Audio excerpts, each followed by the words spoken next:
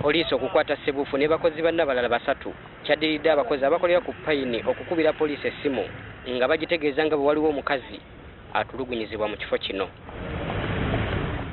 Okutuukayo ne tujjayo omukazi ne tumuleeta wano paka ku station. Okusinziira ku poliisi kigambibwa nti omukazi bwe yalemererwa okusasula ssente ezaali zisigaddeyo olwo Muhammad Ssebuufu n'atandika okumuyigga era nga ku lwokusatu lwa wiiki eno bamukwatiriza. Abamulabye ono omukazi eri mu Kiseka market ne bamukwata ne bamutwala paka ku payini. Ndowooza ne bamutulugunya. Poliisi egamba nti omukazi bwe bamutuusa ku CPS ne balaba ng'embeera ye mbi olwo ne bamuddusa mu ddwaliro ekkulu e Mulago.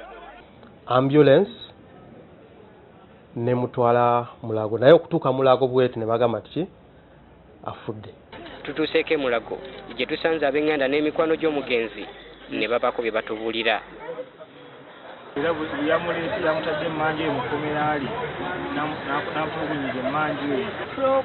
Kusatu kumakya nga ndi kumulankubira naye ansimbye eno ku payini abasajja baalipita okubira omwami wange ajjantaaze. Poliisi egamba nti egenda kulinda ebbaluwa okuva mu ddwaliro e Mulago okumanya kiki ekyasse omugenzi. File etambula bulungi. Tumaze okuwandika statement ku ababaddewo ne balaba ekibaddewo. Mu mwaka oguwedde kigambibwa nti Ssebuufu yakwatibwa nga alina pisito era nga yakuba n'amasasi mu bantu.